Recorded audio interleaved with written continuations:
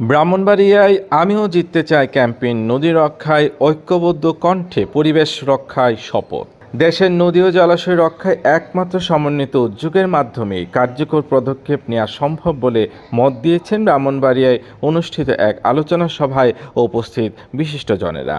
তারা আরও বলেন, দেশের প্রাকৃতিক সম্পদ ও পরিবেশ রক্ষায় সকলের ঐক্যবদ্ধ উদ্যোগ প্রয়োজন।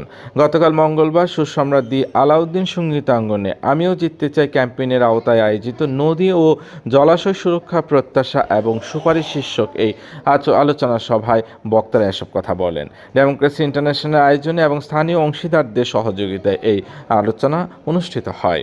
ব্রাহ্মণবাড়িয়ায় শব্দদূষণ, স্বাস্থ্যসেবায় মান, বাল্যবিবাহ এবং মাদক সমস্যা গুরুতর হয়ে উঠেছে বলে মনে করেন ব্রাহ্মণবাড়িয়া এমএএফ সভাপতি এবিএম মমিনুল হক। সবাই তিনি বলেন, এক্ষেত্রে আমাদের প্রজন্মকে সচেতন করতে হবে যেন তারা ভবিষ্যতে পরিবেশের জন্য আরও কাজ করতে অনুপ্রাণিত হয়।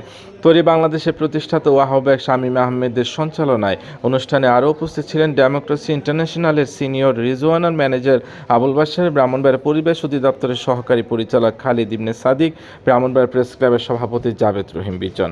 অনুষ্ঠানে আলোচনা সভা ছাড়াও নেতা আসছে শিরোনামে একটি মঞ্চনাটক পরিবেশিত হয়। এই মঞ্চনাটকের মাধ্যমে জেলা উপজেলা পর্যায়ে উদ্যোক্তাদের জন্য সহজে ক্ষুদ্র ঋণ প্রকল্প, পাবলিক টয়লেট, পাবলিক বিশ্ববিদ্যালয়ের প্রয়োজনীয়তা সহ বিভিন্ন অসঙ্গতি তুলে ধরা হয়।